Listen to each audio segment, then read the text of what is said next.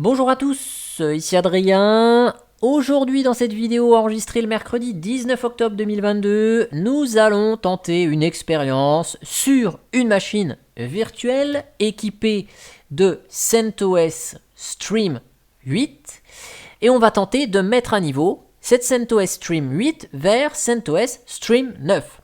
Alors c'est une expérimentation puisque à travers la précédente vidéo qui est encore en cours de traitement par YouTube, on a fait un récap sur ce qu'était CentOS Stream, quel était son rôle dans le développement de Red Hat Enterprise Linux, comment fonctionnait le cycle de mise à jour, voilà, tout ce qui s'articulait et la place de CentOS Stream là-dedans. Et en fin de vidéo, je vous ai dit que il n'avait pas d'outils dans cette CentOS Stream pour mettre à niveau vers la version 9 quand on dispose d'une CentOS Stream 8. Et des outils alternatifs tels que Elevate, dont on a parlé à plusieurs reprises sur cette chaîne, qui nous a permis de mettre à niveau une CentOS 7 vers Alma Linux, ou même une CentOS 8 vers une Oracle Linux ou une Rocky Linux. Bon, ben, cet outil développé par l'équipe d'Alma Linux ne permet pas aujourd'hui de mettre à niveau une CentOS Stream 8 vers une CentOS Stream 9. Alors on va tenter cette expérimentation, je ne sais même pas si on va y arriver. N'oubliez pas que cette vidéo est réalisée par un professionnel, ne répétez pas ça chez vous, et d'autant moins sur une machine réelle ou virtuelle qui sert en production. Donc ce qu'on va faire ça, on va se connecter en SSH sur la machine, comme ça on aura un gros terminal, ce sera un peu plus facile pour faire du copier-coller éventuellement. Donc je vais me connecter ici, j'ai récupéré l'IP, donc hop, je sais même pas si on va y arriver, cette affaire. SSH 192.168.21.102, on a dit. Voilà, ok, sudo-i, je bascule route, ok. Donc vous rappelez, pour mettre à niveau une Fedora, on a un superbe article sur le site Linuxtrix. Je vais mettre ce mot-clé qui va bien. Voilà. Et donc, ici, vous savez, il suffisait d'installer le petit paquet DNF Plugin System Upgrade qui nous installe le plugin DNF qui s'appelle System Upgrade. Et puis, une Fedora, vous voyez, on faisait DNF System Upgrade Download --release vers le numéro. Ça téléchargeait les paquets. Et on faisait DNF System Upgrade Reboot, ça redémarrait. Ce plugin n'est pas disponible sur CentOS Stream. Donc j'ai ma petite idée sur comment on va faire. On va aller chercher Mirror CentOS Stream. Voilà. Donc on va aller sur le miroir de CentOS Stream. Et ce qu'on va essayer de faire, on va récupérer le RPM qui nous fournit les dépôts pour CentOS Stream 9. On va récupérer le paquet qui va bien, CentOS Release 9, là, qui va donc nous mettre tout ce qui va bien sur notre système. Et on va récupérer le fichier RPM qui nous donne les clés GPG pour vérifier la signature des RPM. Donc, CentOS, d'accord. Moi, je vais prendre un dépôt, peu importe. Alors ça, c'est le dépôt CentOS normal. CentOS Stream 9, miroir, easy sync. Ok, on va aller sur ce lien-là. Très bien. Et donc, on va prendre CentOS. Bon, peu importe le pays. Hop, CentOS Stream. Donc, c'est dans base OS, évidemment. 64 bits. OS, packages. Là, il n'y a rien d'extraordinaire. Et donc, je vais taper CentOS. Voilà. Et donc, ici, on a donc... bon, attends, je vais supprimer ces fichiers-là qui servent à rien. Voilà. Donc, je vais récupérer les clés GPG. Dernière version. Copier l'adresse du lien. wget ça. Je vais récupérer CentOS Stream Release. Dernière version. Copier l'adresse du lien. Et je vais récupérer CentOS Stream Repo. Dernière version. Copier l'adresse du lien. wget ça. J'efface l'écran. Donc là, j'ai mes 3 RPM. DNF install. Je vais installer ça. Je vais installer ça. Et je vais installer ça. Voilà. Donc je vais vous mettre ça comme ceci. Donc là, il va nous mettre à jour CentOS Stream Release vers la version 9, CentOS Stream Repo. Et puis les clés GPG. Ah, bon, il va rétrograder. Ok, si tu veux. Voilà. On est pas mal. Donc ici, si je vous fais un petit cat etc Red Hat Release, maintenant qu'on a installé le paquet CentOS Stream Release, ce système il est bien identifié comme étant une CentOS Stream Release 9. Bien sûr, si je vous fais un DNF repo list, c'est peut-être un peu trop tard. Non, c'est bon. Ici, j'ai les dépôts Upstream, BaseOS, Extra Common qui sont activés. Je n'avais que ces dépôts-là d'activer. Je n'avais pas installé Upel. Si on a Upel d'installer, je suppose qu'il faut qu'on aille chercher ici, chez Upel, le Upel Release Latest 9 et Upel Next Release Latest 9 si on avait les dépôts Upel activés sur notre machine. Là, c'est pas le cas, puisque cette machine, elle est installée en mode serveur avec interface graphique, donc j'ai quand même une interface graphique, et uniquement quelques outils ici. D'ailleurs, pour savoir comment vous aviez installé, c'est DNF Group List, et vous voyez, alors je sais pas maintenant que j'ai modifié les dépôts, je sais pas si on va voir que c'était installé avec serveur avec Guy. On va voir, ouais, si c'est bon. Groupe d'environnement installé, serveur with Guy. Bon, on a des erreurs ici. Avec quoi? Avec les modules. Ouais, donc on verra ça. On va déjà tenter un truc, déjà. C'est DNF clean all. Hein. J'aurais dû faire ça d'ailleurs pour nettoyer le cache. Les éventuels résidus de configuration qui sont encore en CentOS Stream 8. Et on va faire un DNF. Alors, on va pas faire un DNF upgrade. On va utiliser DistroSync. DistroSync, c'est, regardez, si je vous fais un man DNF, DistroSync, elle est un peu spéciale cette commande. Ici, vous voyez, DNF DistroSync. Donc, si nécessaire, ça fait les mises à niveau, les rétrogradations, je ne sais pas si ça se dit, les paquets vont être rétrogradés si besoin, voilà, et ça va garder les paquets installés si jamais il n'y a pas besoin de mettre à niveau ou quoi que ce soit. Donc, c'est un petit peu plus propre qu'un DNF upgrade. Et je ne sais pas si vous vous rappelez, sur les vieilles montées en version de Fedora, avec FedUp à l'époque, il conseillait de faire un petit yum DistroSync après. Alors par contre, ici, on va forcer quand même avec release vers la version 9, quand même. Et puis, je vais utiliser une petite option qui s'appelle Allow Erasing, qui va donc nous permettre d'écraser certains paquets RPM si le besoin s'en fait sentir. Voilà, donc il va nous synchroniser tout ça. Est-ce que ça va fonctionner? Je n'en sais rien. Est-ce que on va avoir des erreurs? Donc là, on a toujours les erreurs de module. On verra après si on peut faire quelque chose. Et là, visiblement, il nous propose à l'installation 159 paquets. Il va nous en mettre à niveau 1188. Il va en supprimer 26 et il va en rétrograder 34. Donc le temps que le téléchargement se fasse, vous voyez ici, il va rétrograder tout ça.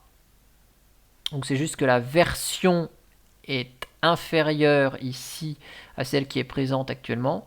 Hein, donc là, par exemple, Blues, il est peut-être en version 5.56-15 là, et donc il va rétrograder en 5.56-6. Il va nous supprimer ces paquets qui ne servent plus à rien, ou éventuellement il y a un souci. Donc on a vu qu'il y avait un problème de module virt. Donc voilà, il va me supprimer ce qui pose problème, notamment GNOME Boxes et puis la partie virtualisation. Ok. Il va m'installer des dépendances supplémentaires. On voit qu'il va installer ZSTD en plus, par exemple, hein, des nouveaux algorithmes de compression-décompression. Quand il y a besoin de remplacer, vous voyez ici, ce paquet-là n'existe plus. Maintenant, il s'appelle comme ça. Hein, celui-là n'existe plus. Il s'appelle comme ça. Et ben voilà, il remplace automatiquement comme un grand. Voilà, donc au niveau des dépendances. Et toc, il nous installe des nouveaux trucs. Donc là, il monte en version la plupart des composants. Donc si on va voir sur la partie GNOME, on va voir la version 40 de GNOME, hein, GNOME Session, voilà, GNOME 40.1 à la place du 3.32. Et puis probablement il nous installe le nouveau noyau. Voilà, noyau 5.14. Alors que... Ah, on va valider la clé GPG. Il nous installe le noyau 5.14. Alors que là, actuellement, on a le noyau 4.18. SE Linux, il est activé. Donc on va voir s'il nous cause pas trop de problèmes. On va laisser les paquets se mettre à jour. Je vous accélère tout ça. Et puis on va voir si ça va déjà jusqu'au bout, petit 1. Et si on peut rebooter et si ça reboot.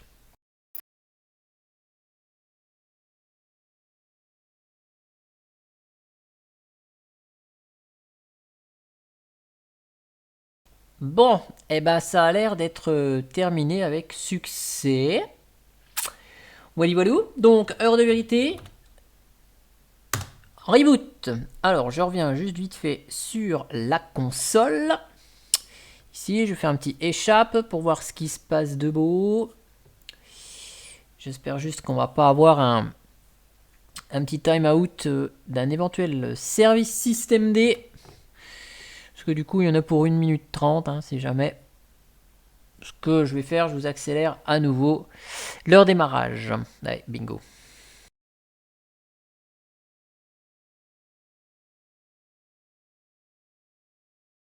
Bon, finalement, c'était rapide, donc je reviens tout de suite. Donc là, on peut démarrer sur CentOS Stream 9, noyau 5.14. Ok. Et donc là, la question est de savoir, est-ce que ça va démarrer? J'en ai strictement aucune idée.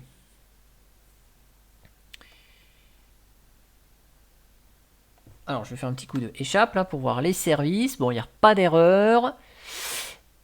L'interface graphique se lance. Très bien. Donc, il va démarrer sur Wayland.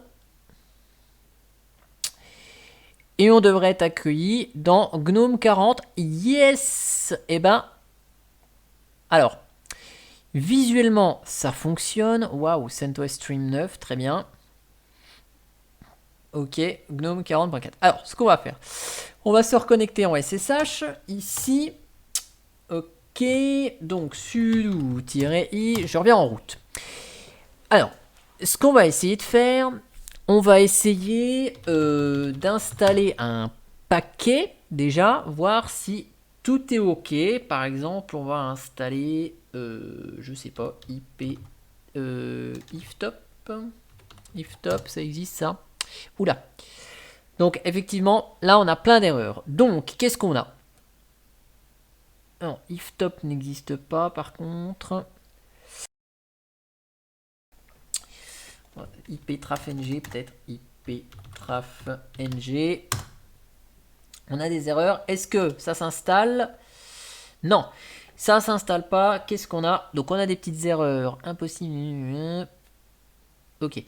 Donc, ici, juste la base de données semble avoir semble avoir été migrée avec un autre système entre temps. Donc ce qu'on va faire, on va appliquer la recette magique qu'on appliquait déjà du temps de chez Mandriva, quand la base RPM plantait, hein, on enlève var libdb et puis des var lib RPM, pardon. Et on a des fichiers qui commencent par voilà, underscore db. Donc on supprime ça. Et on fait un petit RPM rebuild db. Voilà, on refabrique la base de données RPM. D'ailleurs, on voit qu'il reconvertit. Et donc cette fois-ci, si j'installe, voilà, j'ai plus d'erreurs. Alors j'ai toujours les erreurs ici. Ok. Donc là, ça fonctionne. Par contre, j'ai des erreurs sur plein de modules. Donc, si je fais, d'ailleurs, on va agrandir un peu ça. Si je fais un DNF module list, vous savez les fameux modules qu'on a. Voilà, donc module PHP, on voit que par défaut il y a PHP 8.1 d'ailleurs, intéressant. Et donc là, on a des modules ici dont on ne sait pas trop le statut. Donc tous ces modules là, ce qu'on va faire pour les désactiver, ça va être très simple. On va aller dans etc dnf module.d.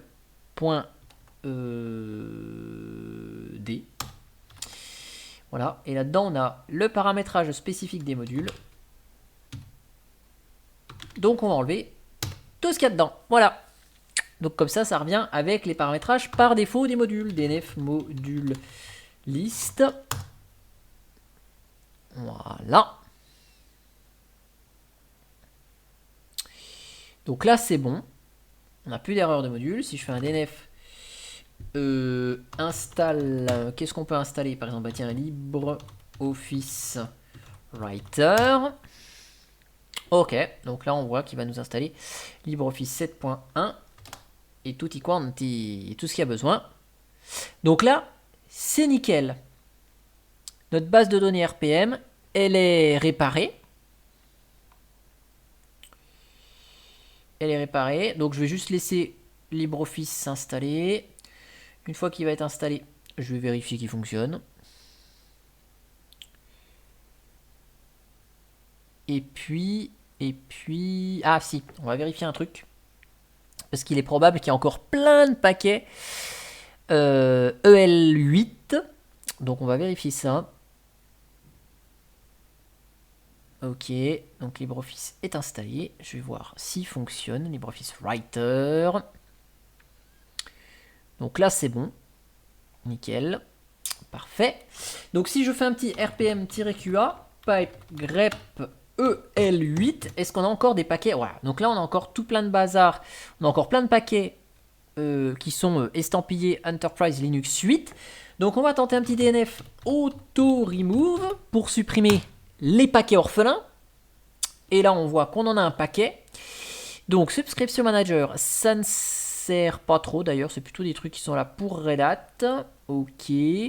Donc on voit de là où ça vient. On voit qu'il nous supprime des trucs EL9 d'ailleurs au passage quand même. Donc je vais juste vérifier qu'il nous enlève pas des choses bizarres. Oui. QEMU-KVM, bah oui, il nous a enlevé GNOME Boxes. Donc QEMU-KVM, bah voilà, il va les enlever. On a des trucs qui servent pas à bien grand chose. Ok, donc tout là, il y a beaucoup de choses virtualisation là.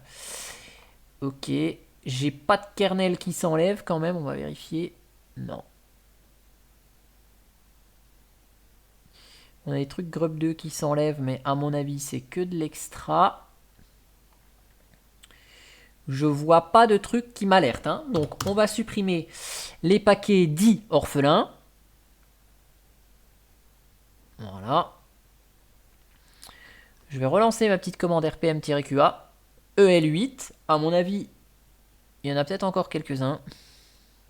Après, s'il en reste, c'est soit qu'il n'y a pas d'alternative, soit au moment du distro-sync, il n'a pas détecté quel était le nouveau nom du paquet. On va jeter un petit coup d'œil. On va essayer d'aller au bout du truc. Donc, RPM8. Ouais, donc vous voyez, il y en a encore pas mal. Par exemple, là. Xorg Xons Driver Intel. Pourquoi il est encore dans cette version-là? On va aller sur pkgs.org, vous savez, mon site favori. Hop. Donc, on va ici. Et vous voyez, il est disponible, ce pilote, pour CentOS Stream 8, mais pas sur 9. Donc, pourquoi on va aller essayer de tenter un truc? On va récupérer le nom d'un fichier. On va le mettre là. Bon, et visiblement, ce paquet, soit il sert plus, soit le pilote il a un autre nom. Bon, ok. Ça, c'est comme toute mise à niveau, même avec une Fedora. Hein, quand vous avez une Fedora aujourd'hui 36 et puis que vous aviez installé une Fedora 30, il est fort probable que vous ayez des anciens paquets voilà, qui s'appellent FC 30, 31, 32. Ça arrive. Donc là, en tout cas, si je relance un DNF Auto Remove, il n'y a plus d'orphelin. Donc on fait un reboot. On va voir ce qu'il va nous faire. On va voir s'il va nous redémarrer. Et alors, s'il nous redémarre, ça veut dire que l'opération est accomplie avec succès. Alors, je ne vais pas crier victoire tout de suite. Mais ça veut dire que c'est fonctionnel.